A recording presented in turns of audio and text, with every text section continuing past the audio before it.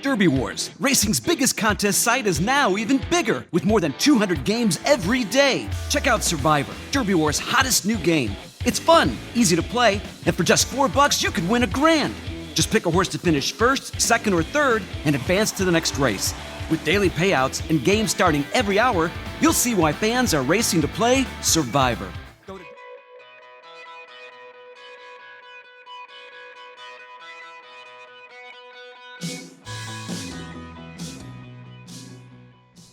Welcome to another edition of HorseCenter, everyone. I am Brian Zipsey, and as always, I have the outstanding pleasure of being joined by my co-host to the East Coast. That's Matt Schiffman. How are you today, Matt? I'm great, Brian, in the Thanksgiving edition of HorseCenter. Brian, you're going to be on the East Coast shortly, too. I will be seeing you in a matter of days, Matt. Cigar, Mile, Remsen, Demoiselle, Cumley. It sounds like a big day at the Big A, and I can't wait to join you, my friend. We've got that before. We're already starting to talk about 2017, Matt, but before that, I think we need to talk about this big weekend of racing. It's actually one of my favorite weekends of racing of the year. Thanksgiving weekend is just chock full of stakes, and I think the best of the lot this year, Matt, is the Clark Handicap, which is Friday at Churchill Downs.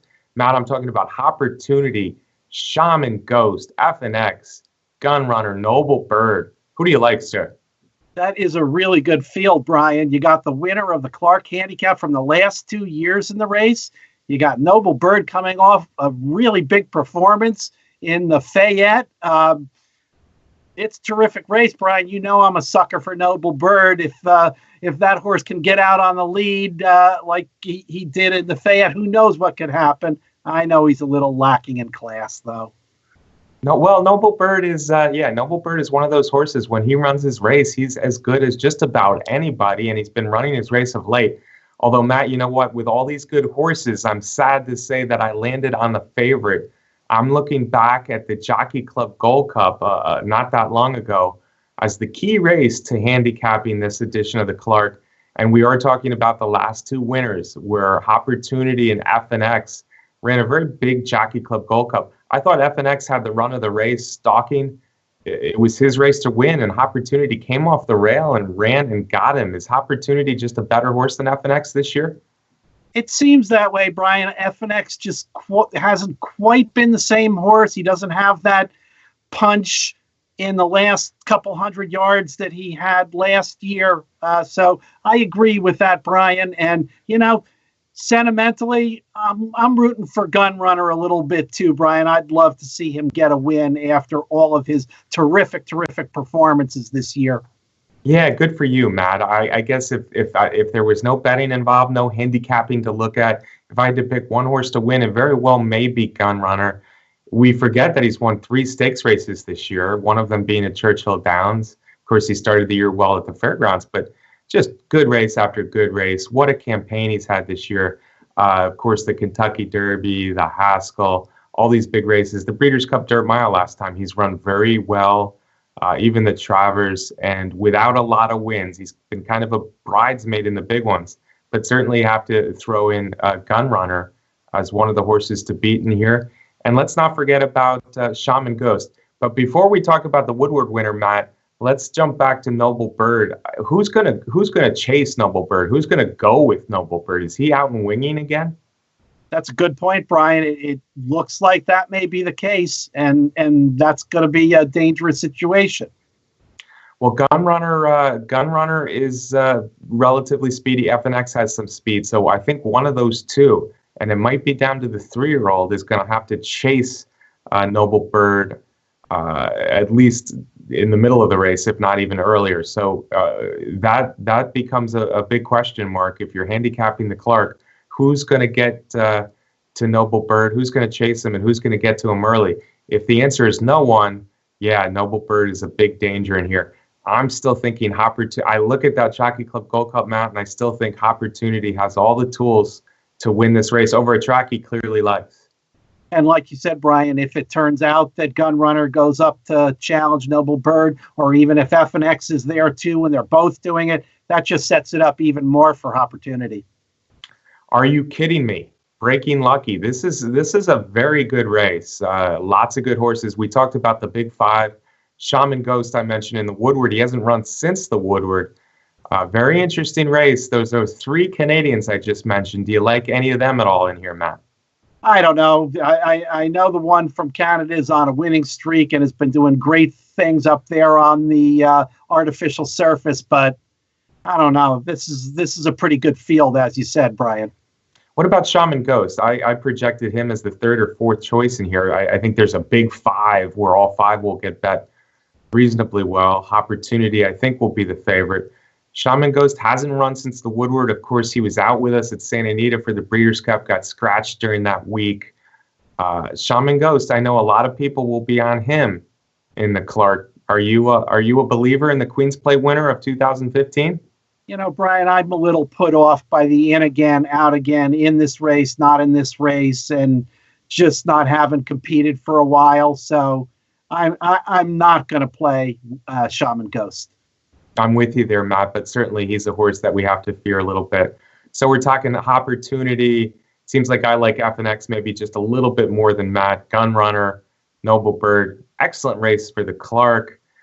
Matt, the big handicap race on your side of the country, where I'll be joining you, as you mentioned. Can't wait.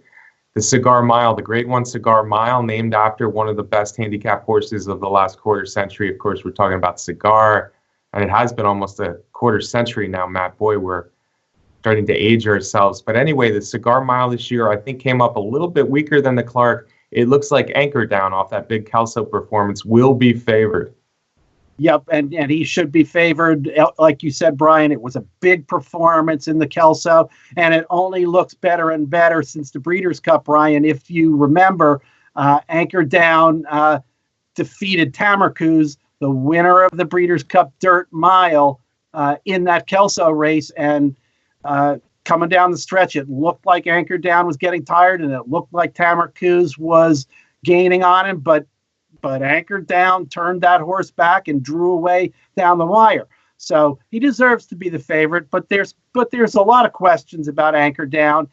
He hasn't been able to put together two big stakes performances in his career. He's an in again, out again horse.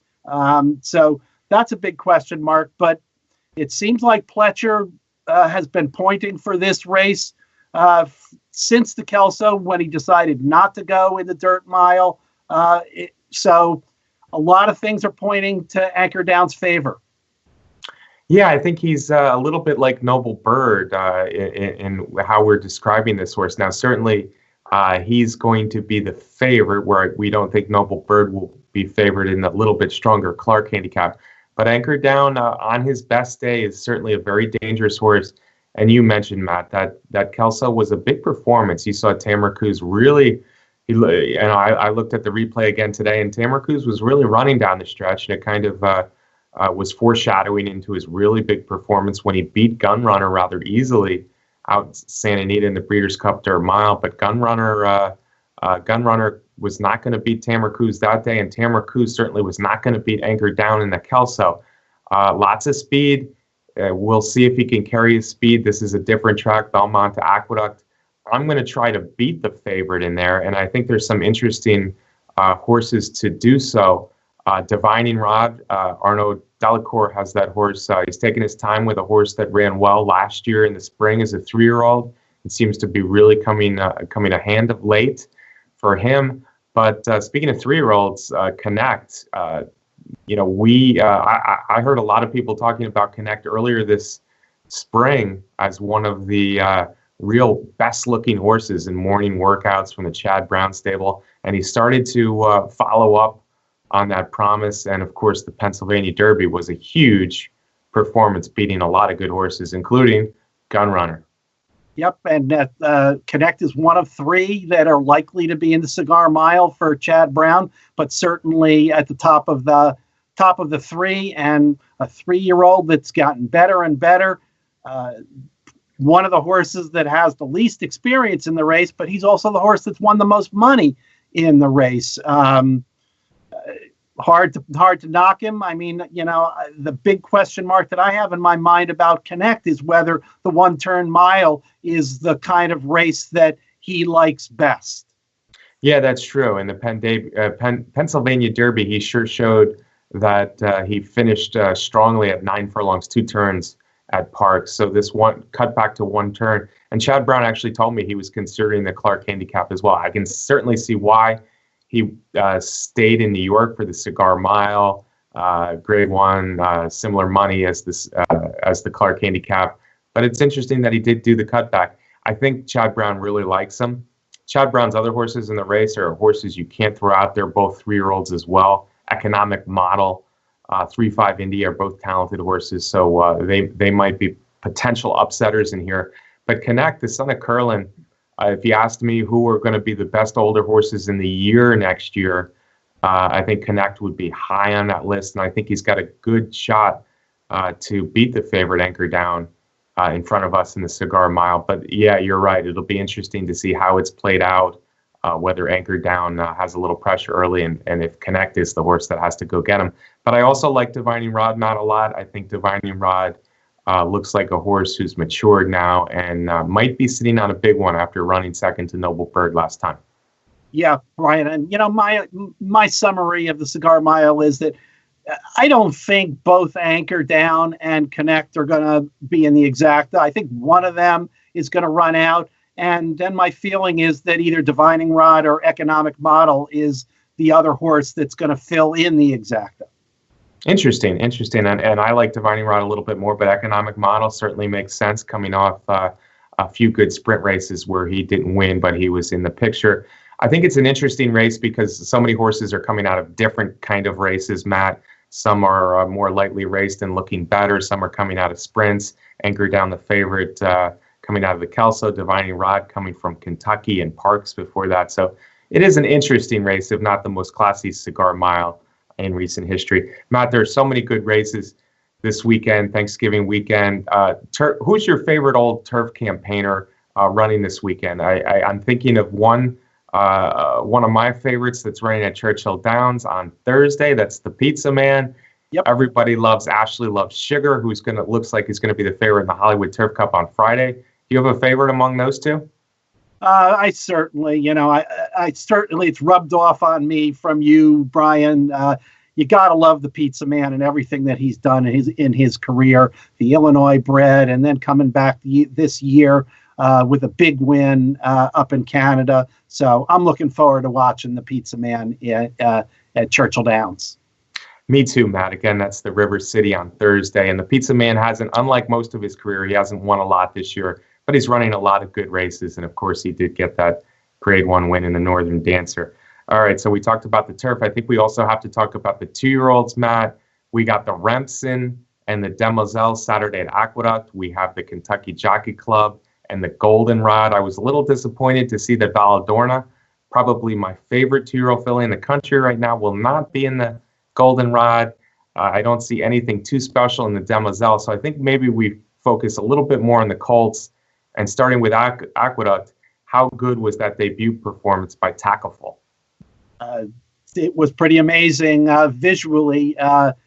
Tackleful is a Shadwell, is a Bernardini, is a Kieran McLaughlin, and won at first asking by 8 in a very, very impressive performance that got a very big buyer speed figure. And as we know, Kieran doesn't usually have his horses cranked up to 100% in their first start. So this is one that's going to be really interesting to see in their second start.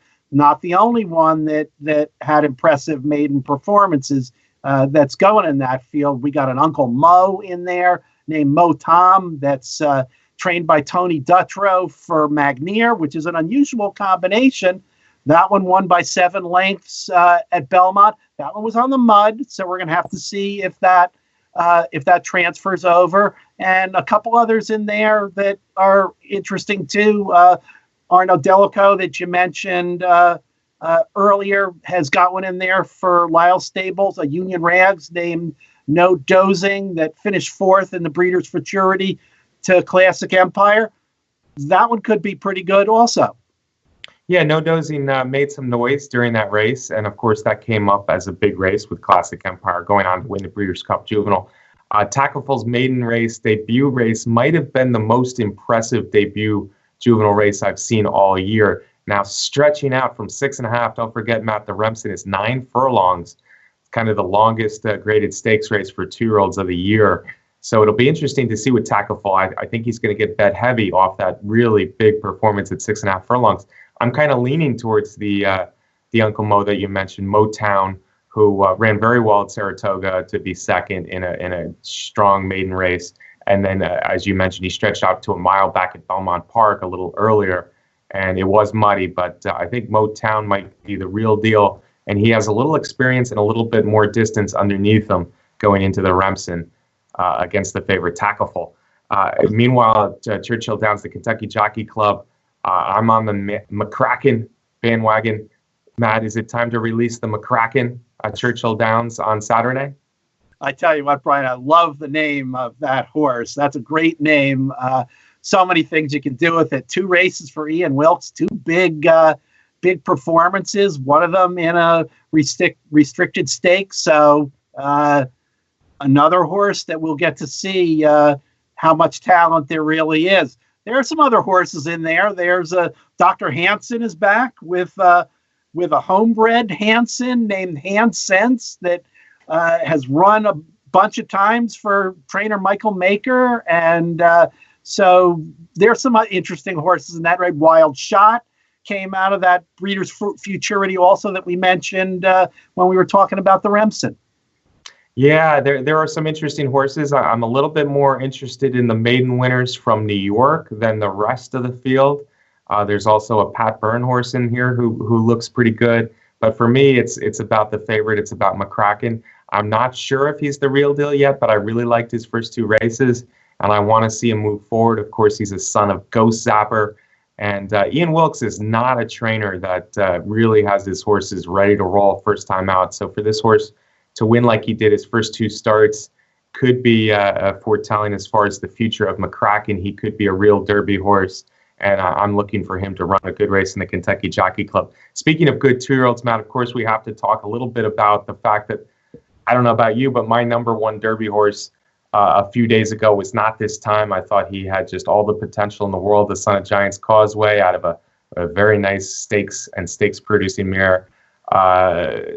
Not this time, unfortunately, has been retired. He had a soft tissue injury. Dale Romans, he's going to the TaylorMade farm now.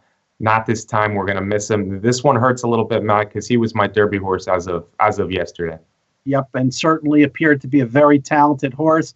Must have been some pretty serious stuff going on with that horse in terms of that soft tissue injury, that they would go right to retirement now and not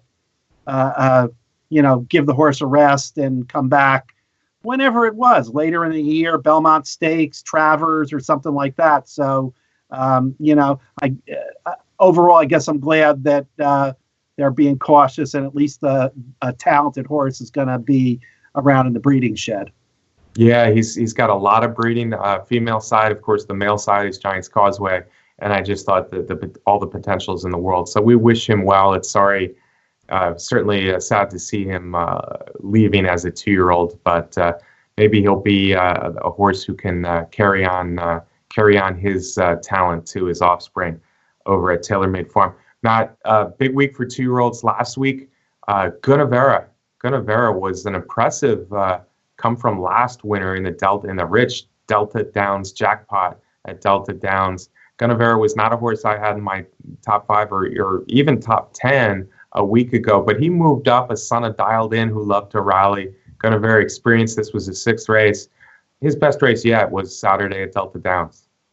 It absolutely was visually impressive and drew away easily. And let's face it, Delta Downs is not an easy kind of racetrack for that kind of running style. And Gunnevera had run a similar race at Saratoga in the Saratoga Special, coming from last to first there also. But now doing it at a bigger distance of ground certainly has to move that horse up Derby lists. That's right. It was a 1.16 at Delta Downs. He had a race in between where Classic Empire beat him pretty easily at Keeneland, but Guinevere is that horse that seems to rally every time. And those horses generally make it to Kentucky. An experienced horse, of course, last year, Exaggerator won at the Delta Downs Jackpot. So I would think that Guinevere, there's a good chance that you'll be seeing him on the first Saturday of May at Churchill Downs. He's still not going to crack my top 3 or 4 as far as Derby horses, even with the defection of Not This Time. But Guinevere, yeah, very visually impressive. Although, Matt, I don't know it was the best 2-year-old race performed at Delta Downs on Saturday, because the filly, second race of her life, I'm talking about Shane's Girlfriend, a daughter of Adios Charlie, really wowed him. And I thought she was the most impressive Delta Downs Princess winner ever. And there have been some pretty good Delta Downs Princess winners. And like you said, Brian, the buyer speed figures back that up, because Shane's Girlfriend got a 96 buyer figure compared to the 87 for Guinevere. Doug O'Neill, the familiar colors of Redham Racing. So we know Mr. O'Neill's pretty good keeping the 2-year-olds running into the next year. That's right. And Shane's Girlfriend, named after Dennis O'Neill, who purchased the filly. His son, I guess his son's girlfriend. She's 2 for 2 now. She won a maiden race out in California first asking. She has moved up higher on my Kentucky Oaks list. Yes, folks, I do have a Kentucky Oaks list. I'm that horse racing nerd that you all know. But she moved up higher on my Kentucky Oaks list than Guinevere did on my Kentucky Derby list. Shane's Girlfriend is for real, and it'll be interesting to see where she goes after just a huge performance in the Delta Downs Princess. Another big 2-year-old, Matt, was Mastery. Mastery, I guess, is the most talked about 2-year-old in California this year. Bob Baffert has not been shy about talking about this son of Candy Ride. He was 3-10 in his debut, which he won effortlessly looking. And then he was 3-10 in the Bob Baffert against a really nice horse in California Diamond. He won by a little over a length, Matt, but it looked easy. It did, Brian, and I know you like that performance. Maybe you like it a little bit more than I do, just because I think he's going to have a lot more to prove. It was only 7 furlongs. He's got to tackle 2 turns and all that kind of stuff. But he's in the Bob Baffert barn, and nobody's better than getting horses to the first Saturday in May than Mr. Gray Hair Baffert. Well, we should mention that the Kentucky Derby Future Wager, the first Kentucky Derby Future Wager offered by Churchill Downs, is out this week. It starts Thursday and runs through Sunday. And Matt, I'm expecting both of the 2-year-old colts that won stakes this weekend to get a lot of support. Certainly Classic Empire of the single interest should be the favorite, but I wouldn't be surprised to see maybe Mastery as a second choice and maybe Guinevere as a third choice. Yep, certainly, Brian. And trying to pick a winner in the first Kentucky Derby pool is one of the great crap shots. It's fun if you do it, and you have some bragging rights there, Matt, if you do it. But I saw a funny tweet the other day. Someone saying they can't pick a Derby winner the day of the race. How are they supposed to do it 5.5 months ahead of time? There's a lot of truth to that, but it's fun. And the 23 horses listed there, I guess 22 now with Not This Time out, are very promising and interesting 2-year-olds. So this is a fun time of the year to look forward and to see what these 2-year-olds can do. Matt, this is another edition of HorseCenter in the books. It's always fun to tape this show with you on a weekly basis and to do it for our fans. Yep, and Thanksgiving weekend, Brian, I'm really looking forward to spending the last NYRA Super Saturday of the year with you in a few days. And as always, I want to thank the best producer of a horse racing show, Brett Workman. Yeah, he is the best producer out there. And also Derby Wars, the best contest site out there. And folks, you're the best fans out there. We appreciate so much you watching every week. We'll be back next week with another HorseCenter, recapping all these great races and talking more horses for you. We'll see you next week on HorseCenter.